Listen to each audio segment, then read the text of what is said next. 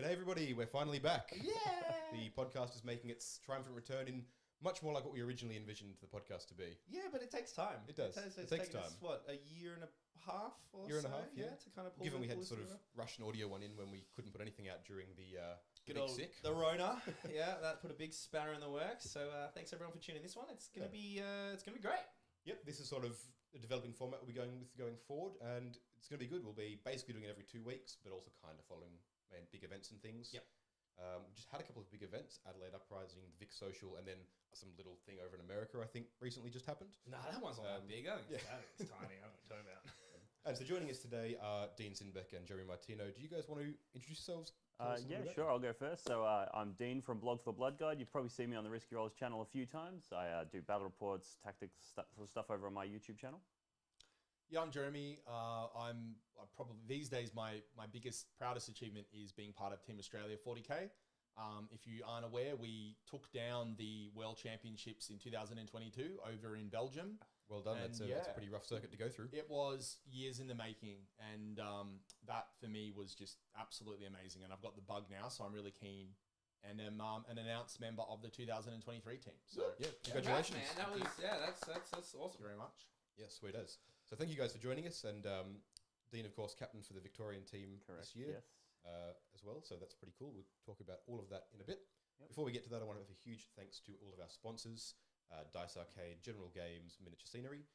They do some fantastic stuff. Go check them out. The links are down in the description below. And of course, to all of our Discord and patrons. Everyone in the Discord, you guys are awesome. We chat to you guys all the time, constantly doing hobby and stuff. And then, of course, to all of our patrons, you guys let us do all of this and set up all the new things, get all this fancy equipment. Yes, big shout out to Mark Graham, the latest new patron. So big ups, boy. Thank you very much. It's good stuff.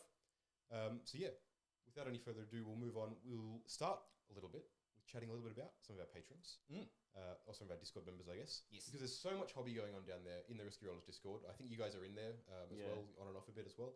But down in the Discord, we can loads of hobby going on. We like to start by selecting a couple of people doing some stuff and feature them up on the podcast. First up, we've got a bunch of Tyranids being done up by Al, who's also done a good bit of painting for the channel. Some fantastic sort of green, very earthy Tyranids. Classic old Screamer Killer, a bunch of Carnifexes. Yeah, Al's done the all our Corn Demons is done by Al. So those ones that you've seen on the channel before, it's done by him. So yeah. I'm a big fan of those old Screamer Killers. It's such a sick model. Such a classic. If you get those with the old Warriors as well, pretty much. The old Warriors are so derpy. they look so bad, but also just fantastic. So 80s. Yeah. And then another one as well, Matthew has been working on some Star Wars Legion, the Mando and Child. So these guys look pretty sweet as well. I'm a huge Star Wars nerd. Yeah. Nice. I think we all are at heart, right? Yeah. Yeah. Of course. And these guys are just coming up really nice. Very cool. We've got a few little technical difficulties on our first run. So I think there's a green screen layer hidden somewhere in there that's absorbing his face. That's all right, we'll get that fixed. Yeah, that's pretty cool. Always good to see other games happening as well. Well, Star Wars is huge now. It's taking off, isn't it? A lot. I mean, I think it took off back in like 77. It's branching out a lot, right? Like they're doing series I know it's been kind of now little for a while and like little sort of cult classic, and it's only really coming onto the main stage. But yeah. So I think Legion had like when it came out was big, Jez, and then like.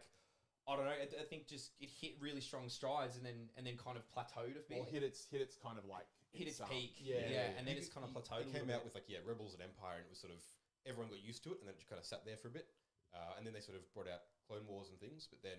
And then X-Wing too, right? X-Wing was like super popular for a while. Yeah, or was that before? X-Wing that might have before Legion. I think X-Wing's been canned now.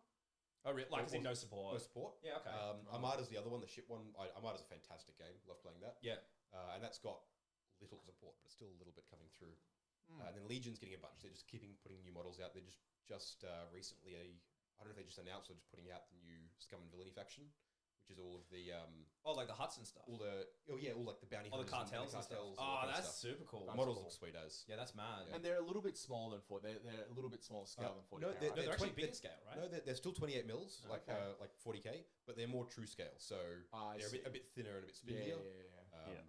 More like just scaled down versions. Well, because those bounty hunter models could be cool in like a Inquisitorial warband or something. Yeah. Really nice. Beanies or something like that. Yeah. Yeah. Or like a rogue trader kind of themed entourage kind of deal. That'd be cool. Speaking of arbities, we'll go over talk about some of the new releases and upcoming events. What a segue. Yeah. Almost like it was planned. You know, what was planned was a nice little... Not this. We had a good little transition that would cut through to it, but production, good stuff. Bear with us, everyone. Lawrence does so much work. He does. He is fantastic. This is the first time running the new setup. So. We'll get it right. Yeah. But yeah, even so, while he's bringing that up, we do have a bunch of new events running this year. We've got 19 events. One of them's already run. And next one being 40K is the way, coming up on the 18th of February. Which is specifically for beginners. If you've never come to a tournament, or you know someone who hasn't, or someone who wants to get into that scene, that's going to be the event for you. We're going to have nice sitting tables. It's not going to be ITC ranked, so it's not going to be all competitive ranked players and stuff. Bit of fun, bit of casual fun. We're going to have a couple of competitive players down. Dean and Jez are going to be down there with us. There we go. Thanks, mate. That's our full calendar for the year. You'll see the next one in February is 40K is the way. There's also a Kill Team event happening the day after as well. Playback for that one coming out soon. Yep. But 40K is the way, it's for new players, beginners. We're going to take everyone through BCP at the start. Dean and Jez will be around offering a bit of coaching, a bit of advice, just chatting with people about competitive 40K and everything that happens there. And the pairings, right? You guys are going to go through a whole pairings thing? Sorry, not pairing, BCP. Like so BCP introduction. At the start of the event, before we get started, we'll actually go through BCP because it's an app that has some accessibility issues. So we're going to just walk you through how to use it and how best to get to it right at the start of the event. So you don't need to worry about anything beforehand except grabbing your ticket and making sure you're there. Yeah, 100%. It's not, and just on that, like I think a lot of people, and it's because a lot of us started out on the forums and reading, those kind of posts. Like there's a bit of a stigma, I think, with tournaments that if you go to tournaments, it means you have to be like super competitive and win at all costs. That's not true. Like there's a lot of casual tournaments and there's a lot of space in tournaments for people that just want to like bring their army out. So 100%. This is the place. This is the kind of place to come and check it out, I think. Yeah, definitely. And that sort of stigma is something we're trying to kick a little bit because I was having a really good discussion the other day about it, and it comes a lot, I think, out of the old 6th and 7th editions when the only way you could play a game at all was to be like really sort of top level, finicky, sweaty sort of player. Well, I think these days you can rock up with your starter set Marines list and actually perform quite well without too much adversity. It's not like you said, 7th edition, you had to have an optimized tournament list. Now you can sort of run, and the fact that it's actually accessible to play at a moderate to high level means that tournaments are more accessible than ever, especially now with the internet and all social media and networking. It's so easy to find them and get into them. Yeah, and because of people like us, which makes it amazing. Well, so hopefully we can convince you to come to some of our events there as well. So let's cut over to the next section, talk about the news and releases at LVO and all of that. Yes, let's talk about how much of those we hate. Yeah. So LVO, of course, happened, and there was a bunch of new reveals at the online preview. Let's start with the big one. There's a brand new Primaris Lieutenant, everybody. Yay! And he comes along with a bunch of, t-shirt cannons, propaganda of how great Primaris Lieutenants are. T-shirt cannons, that's a good name. And then a close combat dreadnought that looks sick and is terrible. I actually do like the Lieutenant model though. It's got a lot of you can't say that. It's options. a Primaris Lieutenant. What are you doing? No, but it's actually cool. Like it's got all the different war gear options. It's got all the different bits and pieces. Yeah. I actually think it's kind of cool. They it is nailed that kit. one, but they nailed something that they've already nailed like 8 times. Yeah. Well, I think it's more than 8, right? They've had like 10 different releases of Primaris Lieutenants that are all like monopose and like one of them's cool. Yeah. And now they're like, we're actually going to make a kit that everyone can build and kit bash. But he's kind of like he's got a plasma pistol and a bionic arm, which kind of suggests that he blew his arm off with a plasma pistol. Funny. Yeah. But I thought you just died when you rolled the one. So they definitely have to change the rules. Yeah. Well, if Astartes is to believed, the good old show, that's exactly what Old Mate did as well. So, well, maybe he knows a little better. But that dread, like, you say the dread's bad. It looks great. But the fact is that it gets given the leaked rule that it's getting a sweep function. Okay, that'd be if you cool. running the claws, you get a sweep yeah. function where you get, I think it's 2 or 3 times the attacks at that strength user AP 1 damage. Yeah. So that gives it a little bit more usability. In the game. sure. So and then That is pretty cool, getting 6 attacks at strength times 2 and then D3 plus 3 damage like the normal one. But then having the availability of the other thing kind of just makes it a bit more. It's got 2 multi-melters In its chest, yeah. It does, which is pretty good. Yeah, so you could strat reserves it, come on from outflank, that's 4 melter gun shots and then charge something. That's actually pretty spicy. It actually makes me think, this is a bit like tinfoil hat, but it makes me think they're going to nerf multi-melters. Because its shooting is almost as good as a Redempted Dreadnought. It actually is. Yeah, especially like, even if you take the fists, not the blade claws, you get like 3 auto bolt rifles in each. I think, or it's like a double auto bolt rifle in each. So you're getting like 12 shots. 12 shots. It's just like the old assault centurions had better shooting than the Devastator Centurions, right? Like, and this sounds like this guy's gonna have just better shooting than Isn't the plasma gun D6? D6 shots, and then it's like 3 damage. Whereas this is just 4 shots and D6 plus potentially +2. Yeah, so as in 3 to 9 damage. It's arguably just better even in the DACA mode. Yeah, and then it's more reliable number of shots, slightly higher than average. And then if you're within half range, which you should be if you're strat reserving it and bringing it on, what you'd be doing. You've got D6 +2, you're at minimum the same damage. And the fact that it's you're not wrong. Still core 2, so you still can get potential rerolls and other bits and pieces with like chaplains coming in for 4 rerolls to hit and stuff like that. Can you +2 to his charge with the chaplain litany? Yeah, Bring 3 of those. Come up from strat reserves. Advance your chaplain over. Yep, and probably your captain as well for your reroll ones. So there's If anybody wants to split this set, you can take the missile launcher guys. I want the dreadnought. If you want some t-shirt cannon wielding marines. But yeah, so speaking of the lieutenant.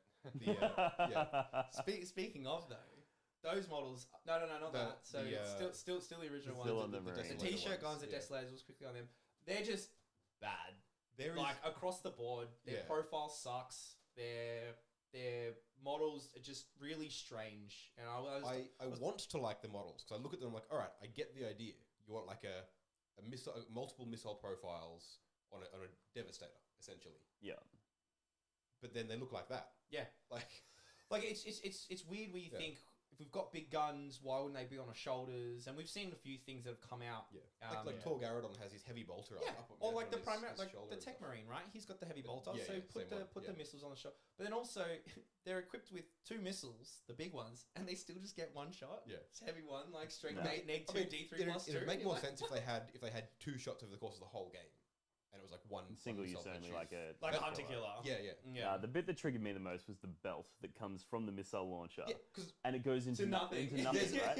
Like they've got a regular marine backpack. On some of them, you can see like there's a small hopper like just hanging underneath the backpack, and I'm like, how is to be a little ammo box, but it's so small. Yeah, but you don't have a belt leading to a little ammo box. Just put the ammo box on the fucking gun if it's that small. Like, you're already carrying that much weight in all of the, the gun there. Just put the box on the side. The weird thing as well is like, I was really excited for the whole rumors around Devastator Primaris, and when looking at like playing Death Watch, where they have a variant where you've got a heavy bolter and a heavy flamer. I thought that's what they were going to do. Where you're going to like, you can have like double las shot, like a double las cannon gun, or like plasma and las, or like just make it like a mega combi weapon that you can kit to whatever you want Primaris version.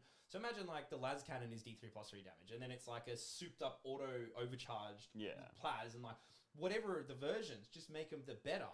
But then they're these chonk dudes. Obviously, you'd think to make them Gravis. Not normal Primaris armor. They're just there. I think the worst part is it just doesn't look natural. Like like we're in 40k. Like there's all these weird and wonderful weapons and guns and all that, but that gun just does not look functional. It looks like trying to run with it. It looks like a bolt gun. They've just bolted bigger and bigger accessories. There's no reason to have a small little indirect thing. Because that rocket pod thing fires indirect.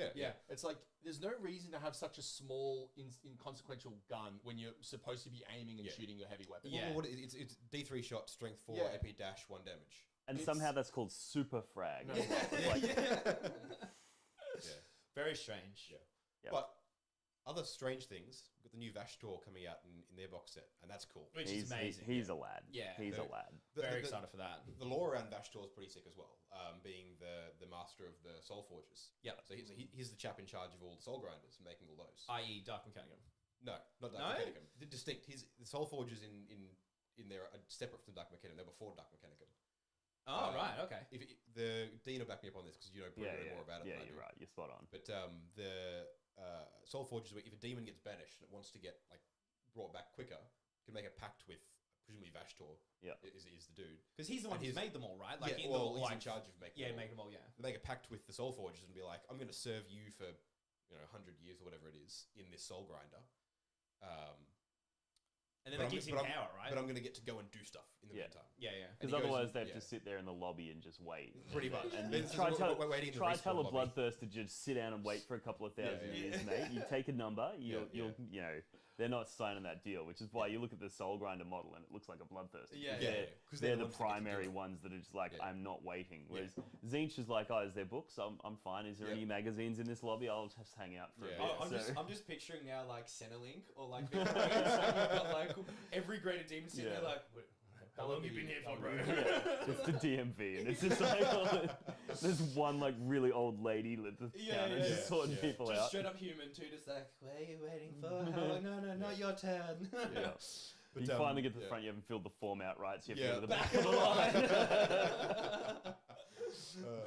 But yeah, so Vashtor is essentially the leader of the Soul Forgers, which I assume are connected to the Dark Mechanicum, but they are a distinct entity to start with. Yeah. And they're way older. I mean, Tim Fallhard again, right? We're all assuming that he's going to become head of the 40k Dark Mechanicum, right? We're all kind of like assuming that's where they're going to go with it? That kind of makes sense. Because could be, I don't know. I'm not sold on that idea. Because he does seem the like arch, the what are they called? The Archmagos. Belisarius. No, of Dark Mechanicum from 30k. Yeah. What's his name? Didn't he die? He might have done, but there would be someone who replaced him. Oh, he actually did get possessed by a demon, actually, I think. Okay, yeah. But there would be someone around who is the actual mechanic. Yeah, okay. Dark Mechanicum. Because I mean, if you look at the character to character, Belisarius and him kind of feel like the same. Because even in the Warcom stuff, they were talking about how he's like the arms dealer of the Chaos guys. When you kind of look at Belisarius, he's the arms dealer of them, you know. And it's kind of like, which is cool. I actually like that. If you're going to make a character in one way, you know, the whole chaos and human thing, do the mirror. Like I think that's fine. And I hope they do follow that path with him, and then they do that, and then he's bringing out these weird like demon cyborg mechanicum dudes. Like it would be just more demon engines, more variety, more crazy demon engines. Is cool. It'd be cool. Like a whole demon engine army would be amazing. Sick. And then of course he's coming with a bunch of chaos guys and some Primaris Dark Angels, which are with Azrael's new model and whatever, and some Terminators and stuff. Yeah. Also been sorry, go on. Yeah, no. I was just going to say there's that rumor floating around about the Lion being released because of the way the new rules, the update to Arcs of Omen said if you release Primarks, a Primark model, not just Guilliman. So it's kind of opened the door. People, with the focus on Dark Angels, people are like, oh, it looks like. Yeah. Well, and they have said there's 5 books in this series, and we only know what 3 of them are, right? Yeah. Three of them. One's redacted. We've seen that one's there, the 4th one, but redacted. Then apparently there's 5th one that we're just not seeing anything for. And look, Lion's been in the ether, the rumor engine for a few years now. A while. Yeah. Which, to be fair, he's probably been in the rumor engine for as long as Angron, so... Yeah. Because pretty much ever since I've been into 40k, there's been rumors of an Angron model coming out. Right? Yeah, right, okay. Yeah. So... Yeah. Well, it's because, like, I suppose it makes sense because you've got a series of each side of Primaris that are easier to justify bringing back. Yeah. Right? Yes. And it's like, cool, you know, you've got Guilliman, you've got the Lion, you've got, I think, the Khan and Korax, and potentially Dawn are just wandering around somewhere. Well, Vulcan, Vulcan's probably the more likely one to come back so after. Vulcan, like, the Salamanders are doing an active thing to try and bring him back. Exactly, they have been for edition after edition now. But Jagatai and Korax are just kind of in the Segarak's got Jagatai somewhere. Yeah, and we know that he's around. Yeah. And then you've got... Alfarius is with someone. I'm not going to spoil it. So Alfarius is kicking around. We know where he is. Yeah. And then the whole... is hunting Lorgar. Then the whole Yellow King thing is it's either Valdor or it's the other rumor is that it's Dawn. Yeah. Personally, I don't prescribe to that. I don't like... Yeah. He's handless. I don't like... I would prefer it to be... Constantine Valdor coming back, I think, would be a big shake-up in the lore. Like, that would actually be really cool. I'd probably prefer that to Dawn coming back. Yeah. Just because it's like, oh, he's not a Primarch, but he's still a big, powerful character. It's kind of nice to have some more of those around. And there's a more dynamic connection between Valdor and, say, the Emperor, which can really put a spanner in terms of what the Primarchs are doing, which is kind of like how it was in 30k as well. Like, they were just separate and kind of doing their own kind of thing. So that could be a whole nother narrative that they can therefore explore. That could be pretty cool. And they've also painted or set the scene for the Sanguinor basically being Sanguinius. Yeah. So they could just have him... So we've talked about this before, but in the Dante and Mephiston series, you can see that they've got different aspects or fragments of Sanguinius, like Primarch soul in them. Yeah. And Sanguinor's the other bit.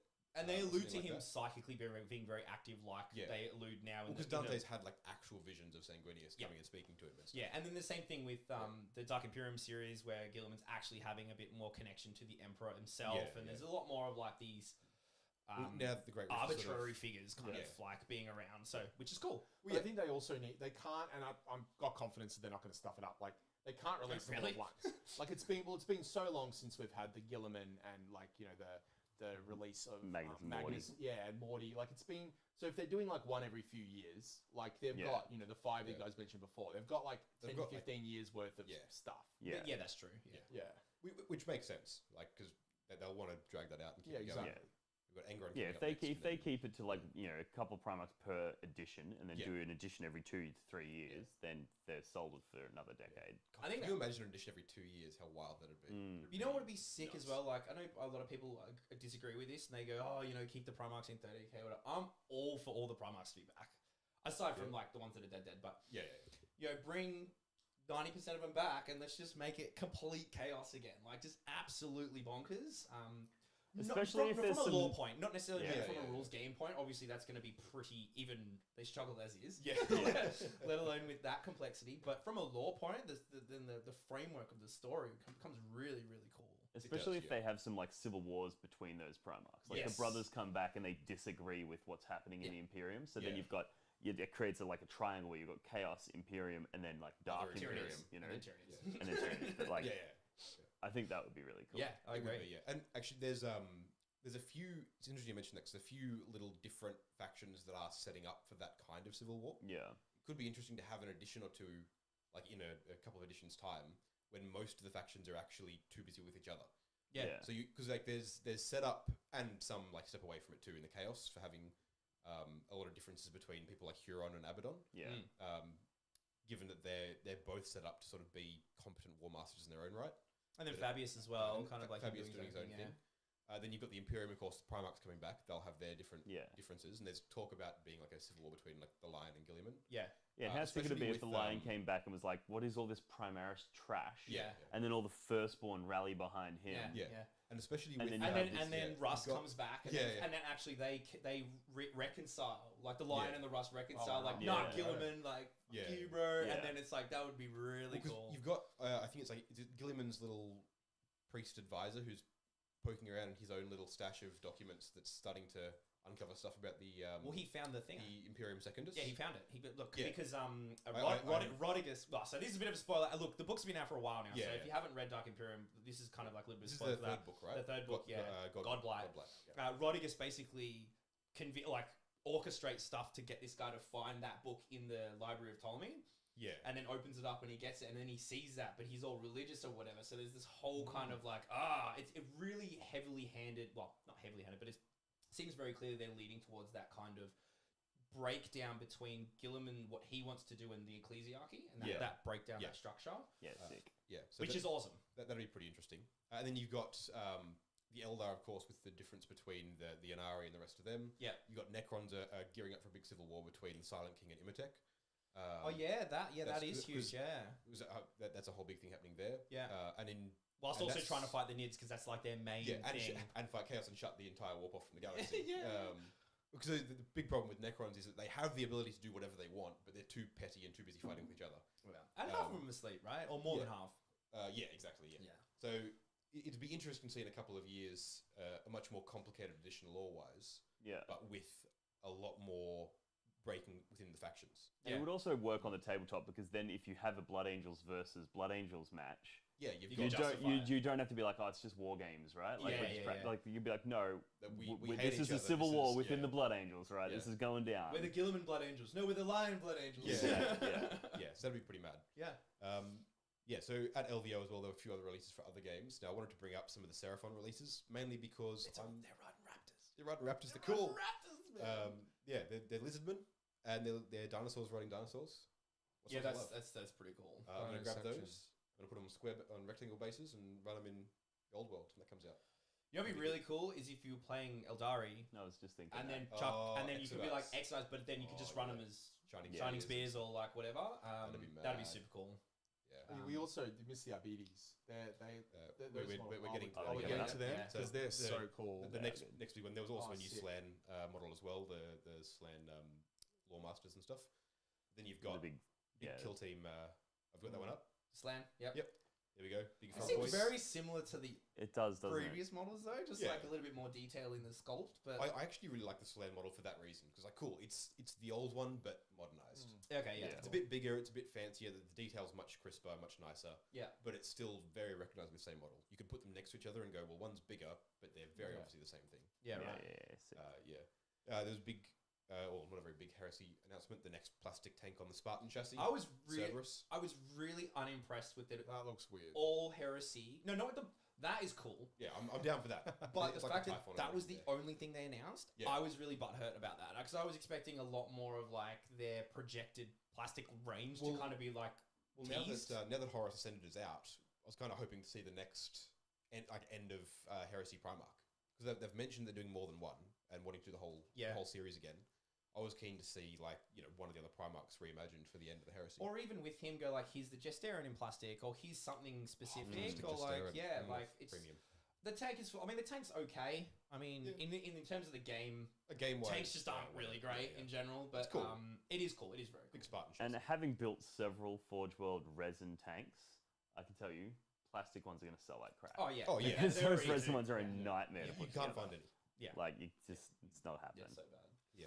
Then as Dean Jez mentioned, sorry, we've got a new Kill Team release with new Arbites and an so upgrade good. sprue for the Kodiakon. Jakari. Kodiakon, right? Yeah, it's an upgrade sprue for the Jakari Just the normal Cabalites. dudes, yeah. The Yeah. Arbites dudes Hand are the Archon. so cool. They look so perfect. Like, Yeah, that's they exactly do, how I imagine them. I agree. It's weird because like, 3 months ago, I was getting my wife into 40k, Yeah. and like after years of convincing, she's Yeah. like, okay, Finally I'll give it a broke it. crack, and I'm like, we watched all the videos and go, what faction you want to pick? And she picked the Arbites, the Yeah. one faction you can't play in 40k. She's like, and then when this came out, I'm like, hey, remember that faction you can't play? You can play it now. Yeah, And she's it's like, cool. oh, that's Check that. amazing. I'm actually going to come out against it and say I'm not a huge fan of the Arbites models Why? because they look too similar to other patterns of Imperial armor, like Sisters of Battle and that sort of thing. I'd almost they look too I did think I that wanted the to be helms more- looked kind of Sisters Yeah. of Battle-y. I wanted more 80s Judge Dredd sort of thing.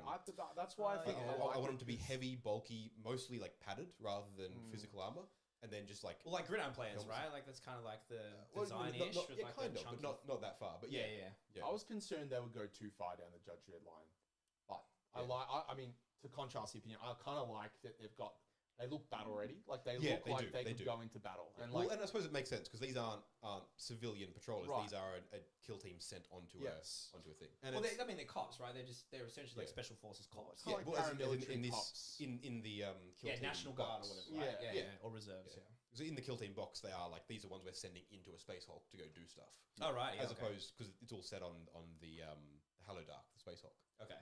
So it's supposed to be these are ones we're sending out into space to do things, not just here are your big Space cops. cops. Well, it's Yeah, kind of like yeah. the transition from back in when Custodies were released, how everyone was like, oh, Custodies never leave the Emperor's Palace. Like, Yeah. there's no fluff for them to be able to go and fight. And it's like, well, no, you can easily pivot that they go on Yeah, missions. yeah. Now it'd be the same with these guys. It's like, well, if an Inquisitor or someone, a rogue trader requisitions them, wants to take them on Yeah. an investigation, then they happen to run into some Tyranids, well, you're going to have Arbites shooting Tyranids. Like, it's Absolutely. it's a yeah. thing that could happen. So, And you've got these guys, and you've got the Imperial Navy crew or Imperial Navy Oh boarding yeah, crew because that from was the last yeah. the last skill team. And they look sick They as look well. They amazing. look I love awesome. those. Like They that look dude with sweet. that shotgun and the shield Yeah. or whatever. That was Oh, they look gangster mad. as. So you could definitely have a whole thing where you got a squad of these guys and an Inquisitor, and then a bunch of Imperial Navy troops, and like this is a complement of a ship that's attacking someone. Yeah, that's Mad. cool.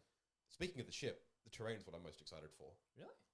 Yeah, well, it's body action terrain, but it's a whole new set of it as well. Okay. Yeah, it's So got the little desk. That's Yes, got I love that. It's I got love the that. miniaturized version of the map that you're playing on. Yeah, Oh, what? No Yeah. way. It looks That's- like a little 40k table. It's like hologram style. it does. It's got all the little That's body action very cool. corridors and things. So it's It's like what so kind of cool. like the Nexus kind of thing. Yeah, it's connected to okay. Warhammer World. These guys have Yeah. a table of boarding action That's terrain, very cool. which is pretty mad. That's gangster. So that was most of the releases up at LVO, the Yep. big reveals. Mhm. LVO itself happened, which is one of the bigger tournaments in the world, and there was some presence over there. yeah. So there was some. No, I Yeah. wouldn't say controversy, but Interesting. Some stuff happened. Yeah. Jez, you wanna? Yeah, well, we've got to give a shout out. It's break. I think they'd be asleep now, actually, over in the US because it'd be morning now, like 3 or 4 a.m., something like that. Something like Yeah. that. But give a shout out to our boy Matt Marisol from Team Australia. Give him a round of applause. Yeah, bro. Yeah. So everyone, people know Soli, but for those that don't, Matt Marisol is part of Team Australia. He's a very prolific singles player. Like, he's not only had a lot of success in teams, he's had a lot of success in singles. He's a weapon. He went to LVO in, I think, the one just before COVID, at 2019 LVO, I think it was, or 2018. Well, the one just before COVID, 2020. 2019. Whatever, and he got a bit unlucky, lost, I think, his round 4, and he basically just misdeployed and got punished hard by the Centurion list back then. And he went this year, and he was practicing. I went and played a couple of games with him, practice games. His list was really good. Like, all the pieces in his list were very considered. What was he playing? Demons. But he had, like, everything. Like, you look at it on paper, it's just like, it's just bog standard demons. But the amount of things he could do with it was so good. And he, like, without taking the sanitize, like, the approach is basically he went all the way through, won all his games day 1, won all his games day 2, got into the shadow round, won his shadow round game. Yep. Went into the top 8, won his first game in the top 8. Yeah. And then he was going into Naden in his semi-final. Sean Naden. Yeah, so Sean Naden, people that are unfamiliar with Sean Naden, he's the Team USA captain. He's been the captain of the USA for a while now, and he's a like very celebrated player. Arguably, like, he'd be in one the of top, the greats. One of the greats, yeah. If there was a Hall of Fame of 40K, Naden would already be in the Hall of Fame. Yeah. And basically, Soli essentially beat Naden. Like, but it's a very to put it as objective as possible. Marisol, Naden and Marisol, and both players you could argue are responsible, for maintaining the game state, the score. They misscored Marisoli's primary on, I think, the top of 3. I think it was either the top pretty of 2 or much 3. right in the middle of the game. Very early, like early-ish in the game, Soli's primary was misscored by 4 points. Yeah, 4 points under where it needed to be. They put it down as a 4. It was supposed to be put down as an 8. So it was misscored, and they continued on with the game. And neither of them noticed. Like, they both misscored it, and they both made the same mistake of putting the wrong score. And Naden was playing a style that he was most of the games he was playing, which is kind of the opposite of the way Jack Harpster was playing. And we'll give him a shout out then because he won the event. But, I've got the results up here. Basically, Naden was basically yeeting the orcs, playing this very aggressive style of orcs, like staging and then setting up often a turn 2 war and hemming his opponent in, and then just winning because the opponent couldn't leave. Like, just with bodies. Yeah, just bodies, like some hammer units. He had a couple of vehicles. Like, he had a good, like a very kind of niche list, very good list. And with the war, giving the having the invuln and stuff, it's just tough to get through. Yeah. So anyway, basically, Naden Lana sent it Soli. Soli set up his turn 2 clapback wasn't as good as he wanted, but then from turn 3 onwards, he started actually, like, the chicken, the flame, and started tabling Naden. Yeah. So Naden started getting tabled, and Soli had work on orcs once that war's over. Massive bottom of the game backswing, and then ended up going down by 2 points, right? But if you account for that 4 points missed, and some people there's an argument that it was 5 points because it was a character that was killed on an objective, which would have been the sub primary, but that would have given Soli the win. Yeah.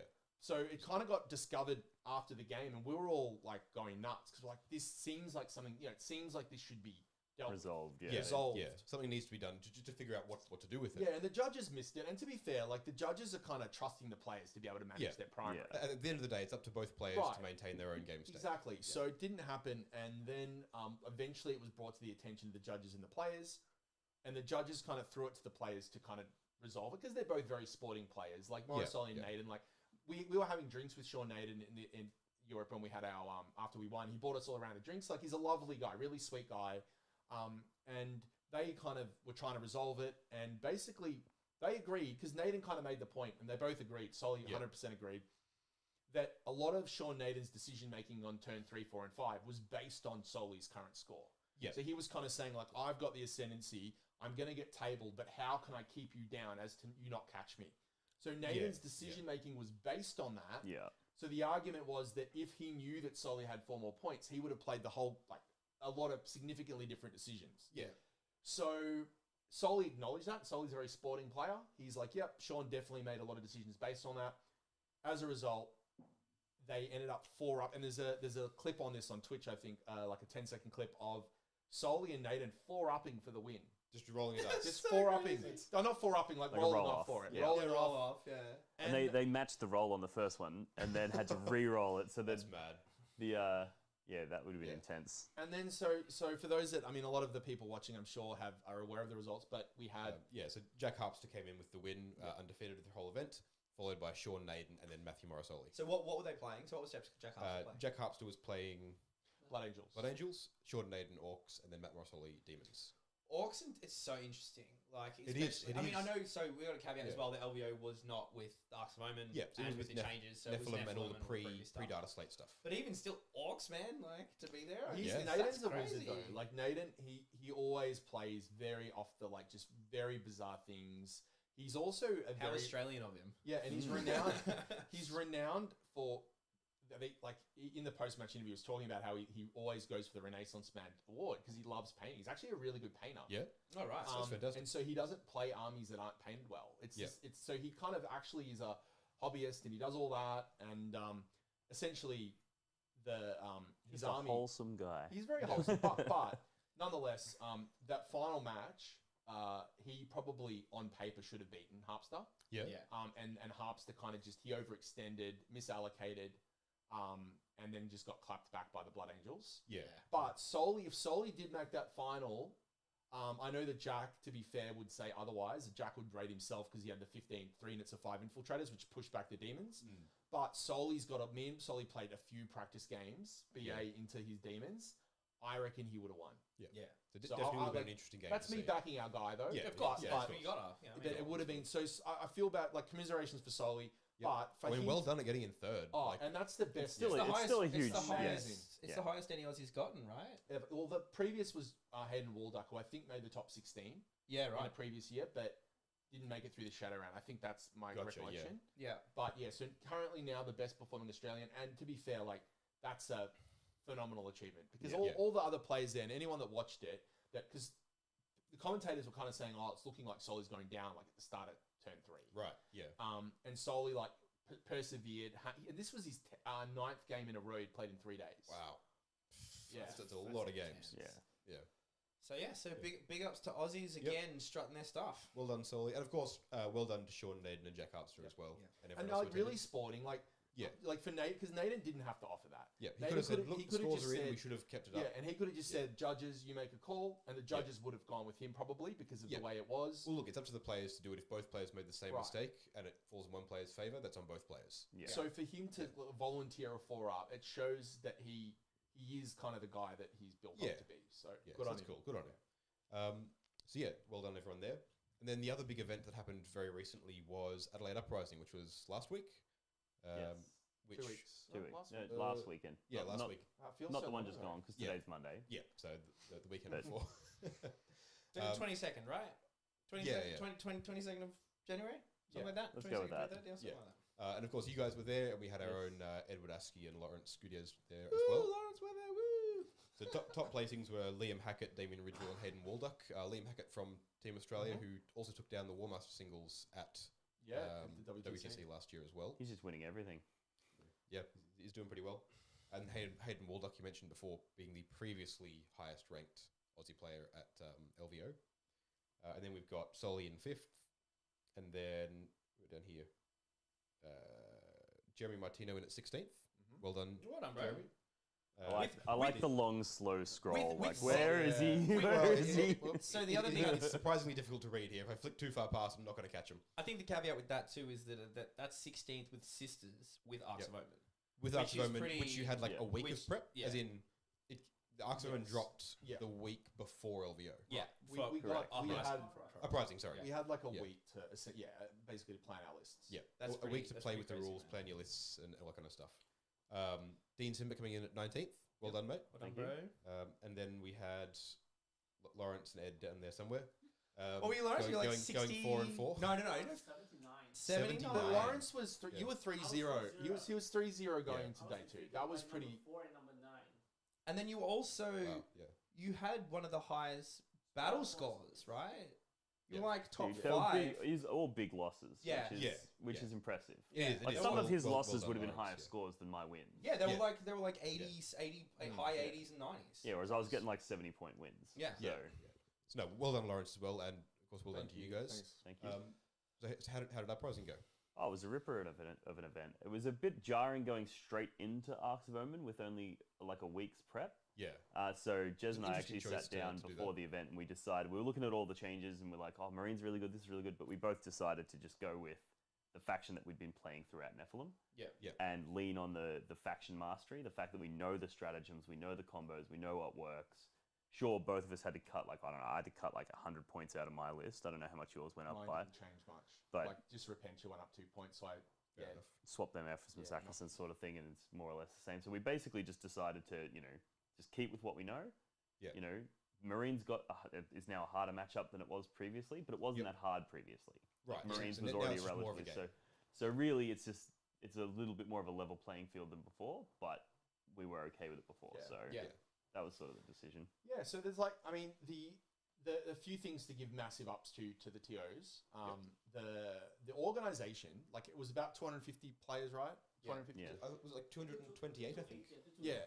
So a couple of jobs, you naturally always have few jobs. There's always a few jobs at the last minute. Like, huge event, right? And like the coordination to get that many tables of, like, functional terrain and the tables were very good. 114 tables takes a lot to do. Yeah, God, yeah. And the logistics, like the TO, having roaming TOs, having everything sorted, food, drinks, like all of that, like, they did it seamlessly. There were no, like, it was all perfect. Yeah. And that's there was Adam Napier and Diffie, right? No, it's Napier with his TO crew. So there's another couple of guys. Josh Shingalki and Simon. Yeah. So big ups to them. Well done, guys. Yeah, they put on a good show. They put on a good show. Yeah. Air conditioning, table service, there's a QR code at the table, you scan it, they bring drinks over to you. That's great. That's what you want. Yeah. It's very good. So the couple of, like, not criticisms, but the challenges were, so the event logistically was run perfectly, right? Yeah. Challenges, like, were terrain, and I flagged this. I was on a Down Under 40K podcast of the week before the event, and flagged it as the terrain being a problem with their maps. Because basically their a way to deal with it was when you got 120 tables of terrain. Yeah. Terrain gets knocked all the time. People coming and putting their armies on tables, like, between rounds. Yeah. And, like, it's normal in a tournament for terrain to get, and you guys go around and set up your terrain. So they're not doing that for 140 tables. And we probably wouldn't if we did an event that big either, right? It's just too much. It's too much logistics. Right. So their approach was, why don't we come up with a few, like, generic tables, like, for one size fits all that make sense for all 9 for missions. all maps, right? And they did that. And the problem was, you look at it and you set up the tables for some different missions, and you realize that a lot of the time that you've got your 3 in a 5 objective map. Often you have your 3 objectives, and there's no obscuring terrain because the piece of terrain on the 2 flank objectives are a base piece of terrain. For those, obviously, people that are familiar with, terrain rules, if a terrain piece has a base on it, if you're on it, you can be seen through the windows. Yeah. So it's not obscuring anymore if you're on the objective. Yeah. So essentially, a couple of their missions were basically... You had 3 objectives where you could be seen by anyone. Yeah. And that sucks. I didn't know that. Yeah, I ran into one of the best players in the world, Chris Wright. He was playing Space Wolves with a good amount of shooting because he had 11 plasma receptors. Yeah. And I just couldn't hide from him. I'm just like, well, I guess I just, and it's kind of a shame to play that. However, and this is the thing with the event, people knew that terrain before the list was written. The terrain maps were all up as part of the player pack and so on beforehand. People like Hayden Waldock made a really smart pivot into Riptides because he's like, well, if I'm going to hold my objectives, they need to be with things that are tough, and Riptides are pretty tough. You need to either trade onto them or be able to sit on them and not die. So he accounted for the objectives. Liam Hackett, who won the event, took really tough models that can move out and are tough and can turn off rerolls and go transhuman.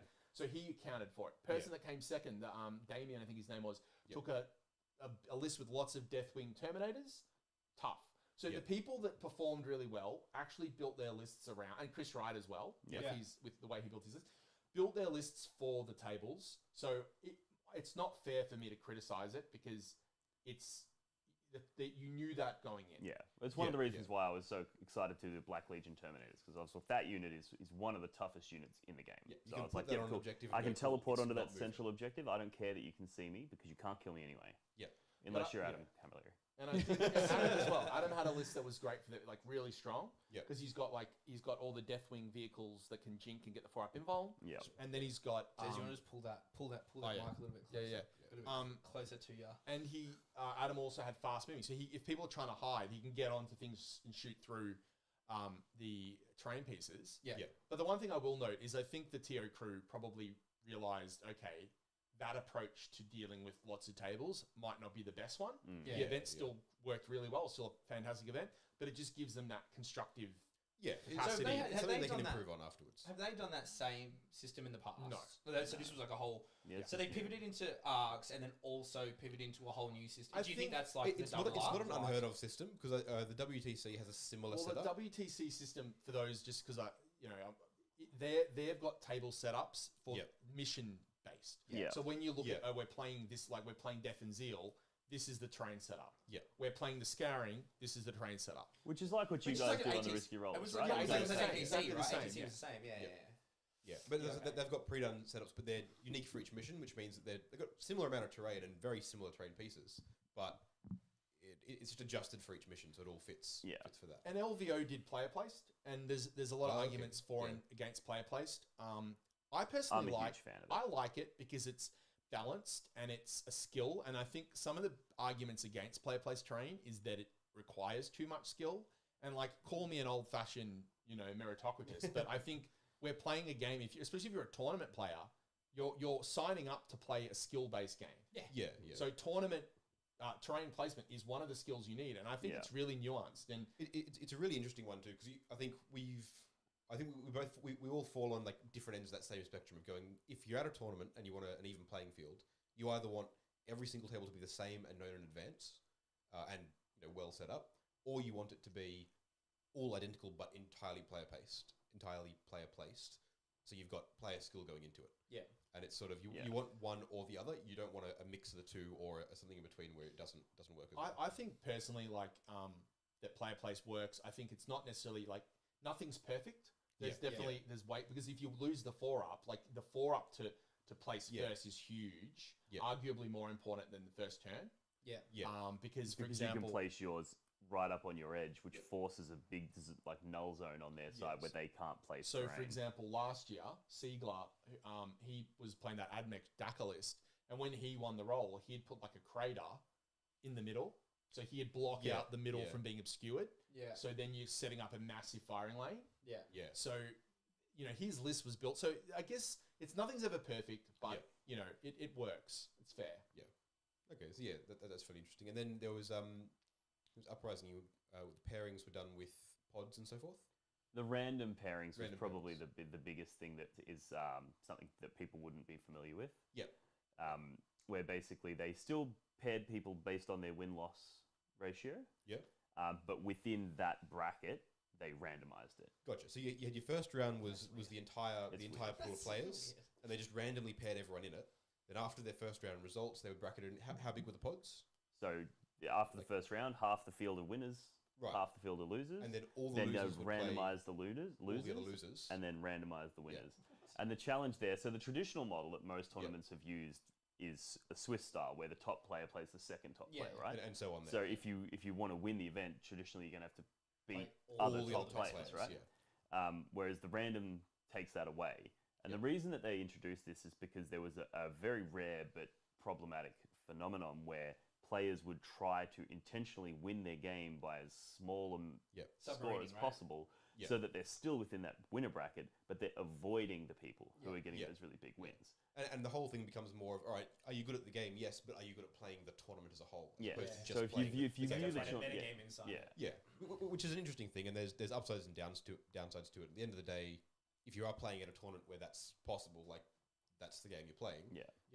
And so it's a risky one too, right? It is, because hypothetically, if I was to go to an event and I was like, okay, I'm going to use this strategy, I'm going to try and get small wins so that I dodge the best players. One of the other best players adopts the same strategy, well then we both get small and we run into each other anyway.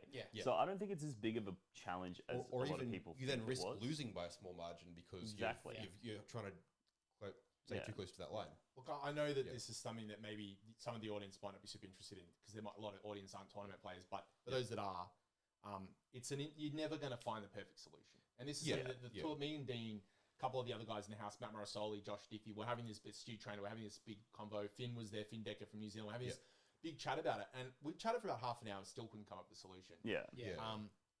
And this is several tournament organizers, people that have run several events under several different systems. So we've experienced the pros and cons from like a competitive player perspective, as well as from the organizing perspective, and seen it on the back end. And it's a game of trade-offs, right? Like it's like it is, their system solves that problem, but it also creates another problem, which is that you could win all your games without facing any of the top players. Yeah. And somebody else might face several top players, and so that's due then, to the random nature of it. Yeah, and that's then partially solved by, I assume, like consecutive rounds are then potted differently each round. So the top half of winners all play each other, and the people who won those all played each other, and so on. So the people who are on 2 wins and a loss would all verse each other. People on 3 wins would all... Yeah, so you do still kind of tend towards a pool of better and better players at the top. Yeah, it just takes a bit longer. It takes a bit longer to get there, yeah. And it's just it's challenging. Like, so for example, and obviously I'm not trying to play victim here, but one of the challenges is in my round 2, right? So I was literally in the 50% of the field. I got randomly paired into Adam Camilleri, who's one of the hardest players at that event, right? And it's like, so now I've been knocked out early. Yeah. Whereas that game, in my opinion, that should have been way later. Yeah. Is there a version of that if you lose that game and you drop down to the different pod? Is there a version of that where you keep winning and end up back in the top pod, or is it just done? I think you could go.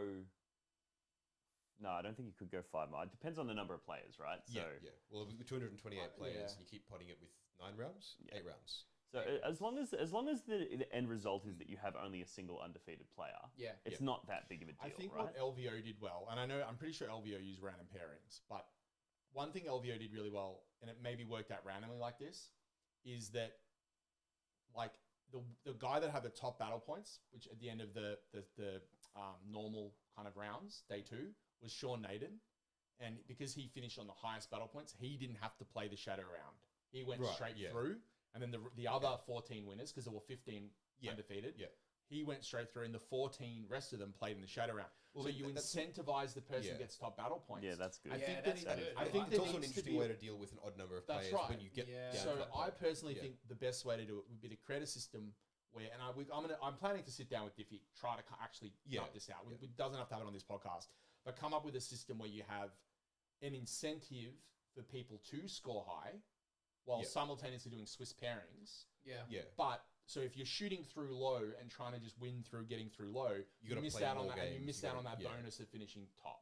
So I think there's a way to do it, and we just need to work it out. I mean, it comes in, the more you look at it, it's like the more data you collect on the players as the games continue, then the less random it becomes, and the more you get rid of that problem. But then it just becomes a thing of you need to have more and more data from every round, crunching more and more numbers, just to make sure that it runs well, and you're not really making a huge gain on that, at least not straight away. The other thing that they did that was interesting that's worth mentioning is on day 3, so you've got your 6 games on day 1 and 2. On day 3, you were locked into a pot of 4 based on your current placings, and you basically so I was in the pot, whatever pot it was, but I was between 17th and 20th. Right. And even if I won those next 2 games, I couldn't get better than 17th place. Yeah. And if I lost both of them, I couldn't get worse than 20th. Right. So you got an entire day at the end of it where you're like, cool, I already know within so those 2 games kind of don't matter. Yeah. And the challenge that I have with that is, hypothetically, I went 5-1, and so did Jeremy on our first 2 days, right? Yeah. He was in the pod just above me. Yeah. If he lost both of his, he'd still be higher than you, right? Win both so of yours. therefore, he goes 5 and 3, and if I won both of mine and went 7 and 1, he would still place higher than me. Yeah. So even though I won won 2 more games than he did. Yeah, that's weird. I was in a pod of death at the end. I was in a pod with Adam Camilleri and Chris Wright, and they're arguably 2 of the I best feel players. sorry for the 4th person in that pod. Yeah. So that's a rough pod. The 4th person was actually Igor Kalanen, who beat. That's just a brutal pod. He beat Adam. Then he lost to Chris. But he did really well. He actually beat Marisol in that event. Yeah, right. So Igor had a great event, but that pod was a pod of death because it's like Igor's a great Crons player. Then you got the 2 others, and I took one of the reasons why I took Sisters to the event was I was going for best in faction Sisters. Yeah, because I've been playing them all year, and I'm like, you know what? I'm comfortable. I want to try to get best in faction. Which I think you did, didn't you? I did. Yeah, well done. Because I was competing against Josh McMillan, who'd also been playing Sisters essentially all season. Yeah. Me and Josh were neck and neck on scores, right? Really close. It basically was going to come down to who did better at the event. Nice. And I didn't think he was going to take Sisters. I thought he was going to take Guard or Marine BA or something. So I was like, I'm just going to take Sisters and lock in best in faction. So I took Sisters. Then and so did he. Macca takes Sisters. And it's like, okay, damn, now it's going to see who gets higher. Me and Macca both went 5-1 after day 2, right? So, but I was above him in points. So I was in a bigger pod. I was guaranteed best in Faction Sisters at the end of day 2. I then lost 2 games on day 3. Maka won 2 games. He went 7-1. Oh, right? And he only lost. The only person he lost to was Camilleri. Yeah, I think. Was it Camilleri? I think it was Camilleri. I'm not sure. Either way. Yeah, no, he only lost 1 game. So he lost 1 game, and then I lost 3 games, and I got above him because the pods locked him out, and I got best in faction. Okay. So I benefited from it. So I've got every reason to like that system. But I don't. Like I think that's unfair. I think it's an imperfect system. It definitely feels weird. Like it makes sense in that, and you can argue that it's fair because it's a system everyone agrees to play when they go to that tournament, and that has some merit to it. But it definitely feels bad. You're like, that feels wrong. And whenever that feeling exists there, you've got to do something to I mean, to play the devil's advocate, because I also don't like this system, and I would also arguably benefited from it as well. But to play devil's advocate, going in on that day 3, you're exhausted, and you really just can't be asked anymore. So going in and just knowing, all right, cool. Worst case scenario, I lose both these games and I drop like 1 place in the rankings. So it takes pressure off, right? So there's no pressure. Yeah. Like literally in my first game, I played against one of my mates from Queensland, and I was like, oh cool, we haven't played in ages, and this game doesn't actually really matter. So I'm like, I'm going to take some janky secondaries and do some silly stuff, because it doesn't really matter, right? So giving you the freedom to do that at an event, it's that's an advantage, I guess. You could sell that. It's an interesting argument to make, because again, the other one would be, well, you're going to an event that you know is going to be 8 rounds, so you need to be ready to play 8 rounds. And then like the best players at that event played 8 rounds and did really well.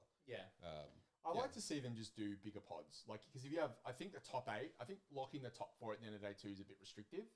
4 is really small. Yeah, I think I'd like to see the pods grow a bit, and so that if you're in pods of 6 or 8, maybe there's more movement, so there's more reason. There might be a balance in there somewhere. And the other argument is to do a model like the LVO, where you have, at the end of day 2, a pod of a certain amount of winners goes into playoff for the win, and then the rest of the people come back and play an RTT or something like that.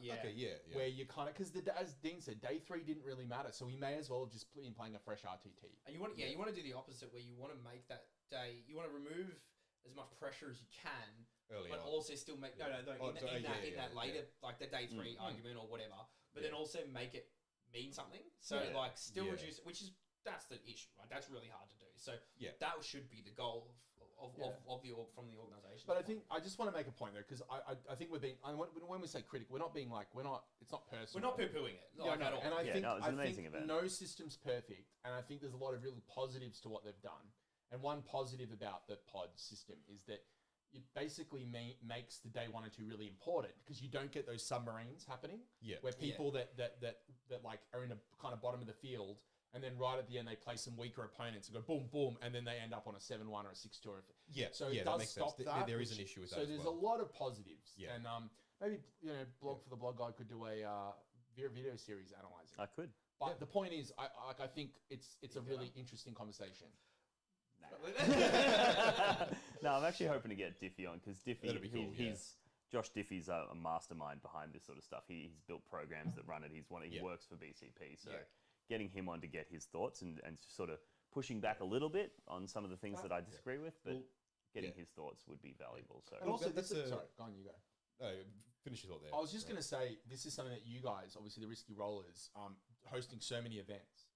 This is something you're in a position where you can actually actively be experimenting and it's something we're really aware of. We've already experienced. And you guys are really smart guys. You've done a lot of innovation, so I'd like to see. We're running some smaller tournaments in our own little club days and stuff, where we're trying out some different things, including different pairings, and it's something we're really aware of with running these larger events. We're getting lots of people in, trying to make sure that we mitigate this as much as possible. We've got a few different systems that we're trying out and working in the background to try and fix some of that as well. Essentially, one of them is just building as much granularity within how we rank people.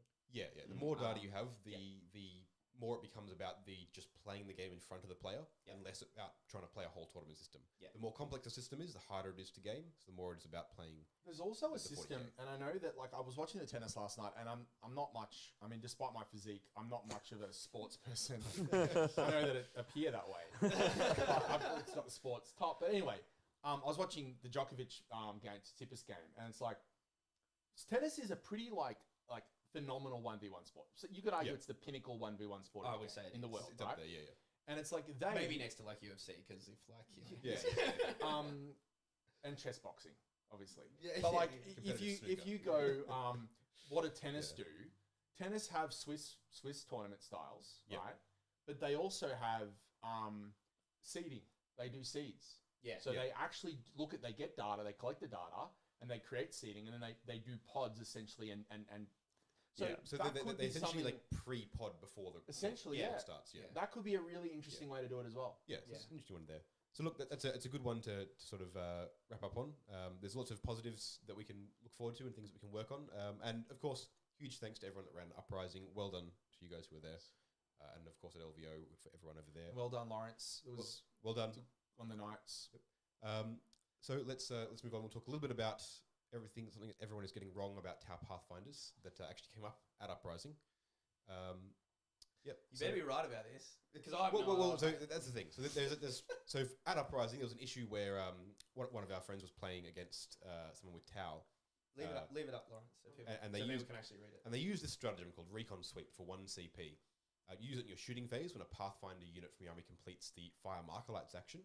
And each time you roll for Markelites, you add 1 to the roll. And then it states you may make a normal move.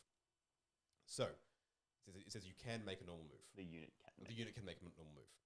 Now, at Uprising, it was argued by this player that they got their Pathfinders got out, they did their things, they did their Markelites, they spent a CP on this stratagem, they added 1 to the roll for their Markelites, and then they said, before I complete the stratagem sequence and they make a normal move, I'm going to do my normal shooting in the shooting phase with the Pathfinders, and then they make the normal move.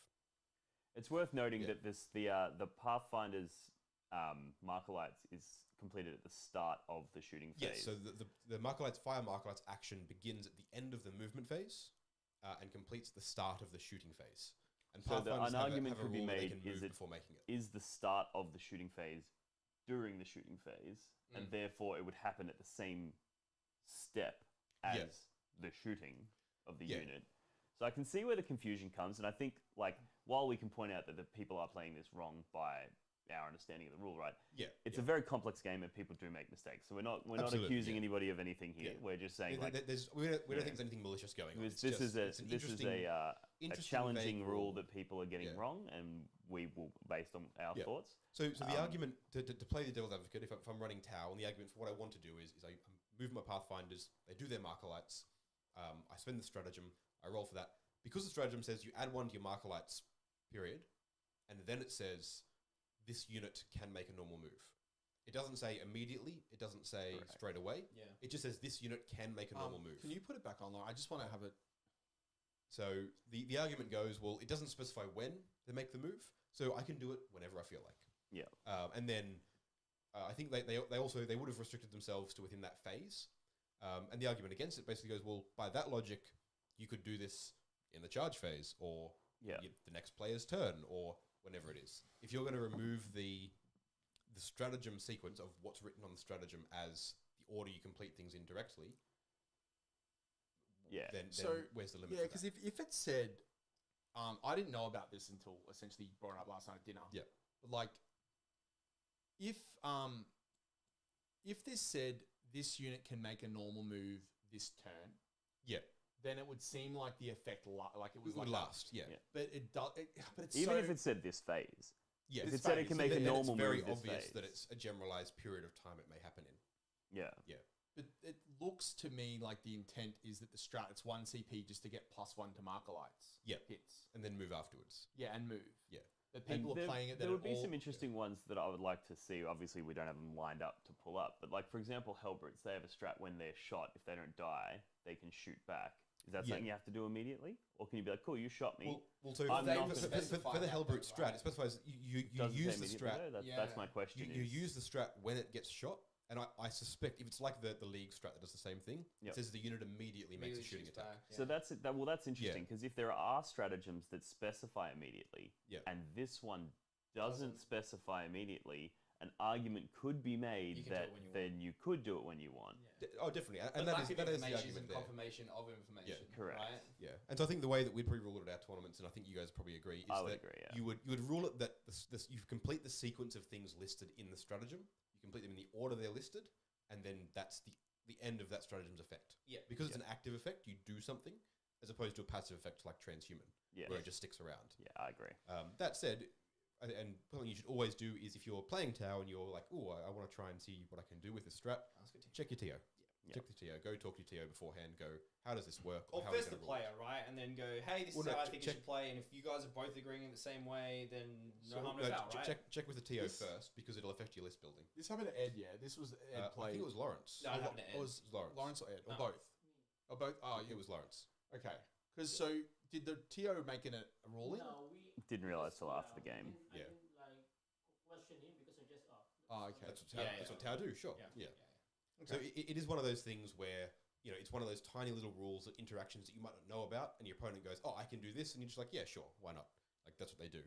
Yeah, my philosophy, because there's so many stratagems in the game, right? It's really hard to remember them all. Yeah. So it's entirely possible your opponent's going to go through a game and get 3 or 4 things wrong, and you just won't know. Yeah. So my philosophy is if it seems too good to be true, it probably is. Yeah. Question it. Ask them to or double check it. if it's gonna if it's gonna fuck you. Like if you're like them using this stratagem is going to destroy me. It sounds reasonable. It sounds like something you'd be able to do, but it's a disaster if you do it. So can I please just see the rule? Yeah, for sure. Right. And there's, have the right there's to nothing ask wrong them. with that. And you just say to them, look, I'm not accusing you of cheating. I'm just, this is a disaster. I just want to clarify, see if there's anything I can do in response. And I've never seen somebody use that stratagem before. It sounds interesting. Can I see it? And if a rule like this comes up and you've got a disagreement over it, call a judge. Call a TO over, because that's what they're there for. I think one of the biggest things that's happened, even for me, like sometimes where someone will explain a rule for me in layman's terms, and I'll go, "What?" Same in that regard, right? And then I'll go, "Can I read it?" And then I read it, and then I'm more confused because I don't understand the wording and that. I'm like, I actually don't get this. And then I'll go to someone, I'll be like, "I need help." Can someone actually either confirm the explanation or explain it in a different way, because I'm actually confused. Rather than just going, oh, because I'm confused and you're confident, I'm just going to go with your answer, right? Just if you're confused, pull your hand up, ask someone else to just get some confirmation. Yeah. So there was a rule, and this is a bit of a one of those boomer moments, but like in 8th edition, you'd remember this. There was a strategy. Boomer moment. He'll remember. Ball. So checks out in the Admech Codex. There was this. Do you remember this? That strat. There was a strat that was like. When you deploy, when your opponent deploys, you get to make a shooting attack. You get to make a shooting attack. Yeah. And it was very clearly for like open play. It was not. Well, no, it was like it was supposed to be. You mean like it was designed as an Auspex scan stone? No, it wasn't even that. It was like the wording was like you may do this, and you may also make a shooting attack. It was basically saying you get to do something.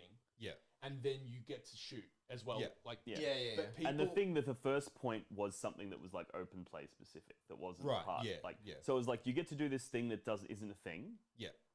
And shoot. Yeah. And so it was very obvious. It would be like a strat in 9th edition said, you get to immediately gain and spend an additional crusade requisition points, and then make a shooting attack. You can't then argue that you go, cool, I'm going to use this crusade strat, and I'm just going to voluntarily not do the crusade bit and use this thing. It's clearly meant for that. The best part was that because it was into the deployment, it wasn't part of a phase, so you could just spam it. No, it was.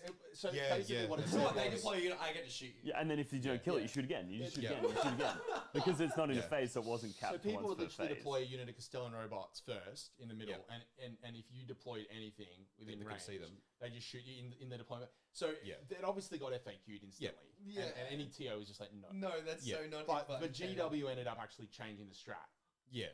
And this strat looks like something that it should probably also be changed. To say the unit may immediately make a normal move. Yeah, that makes sense. Well, after resolving the action, the unit may immediately move. But well, look, I think that probably wraps us up for the most part. Yes. I want to say thank you guys for coming on. Thanks for having us. It's been good. Thank you very much. Thank you all for watching. Huge thanks to all of our sponsors, Dice Arcade Miniature Scenery, and of course, General Games down here in Melbourne. And if you're listening on Spotify or wherever else you get your potties, because this will be out in audio as well, make sure you like, subscribe, rank, all that stuff. All the things you do on whatever platform you're listening on. Yeah, the rating stuff really helps as well, because now we're pushing back that forward, pushing that a lot more now as well. So make sure you like and subscribe and all that jazz. And also make sure to go and check out Blog for the Blood God. The links are down in the description below. And of course, vic40k.com.au for all of your tournament and 40k needs for Victoria. Yep, we've got a calendar up there which we keep up to date. So all Victorian events are on there. So if you're wanting to check one out and you don't know where to find the information, vic40k.com.au. That's where it is. All the risky roller stuff is there as well. Yep. Correct. Including our next event, 40k is the way. The player pack for that's out in the Discord and going public tomorrow. Yes. So make sure to get around that as well. Cool. Yeah. Thank you guys for coming. Thank you guys for watching. We'll see you all next time. Bye.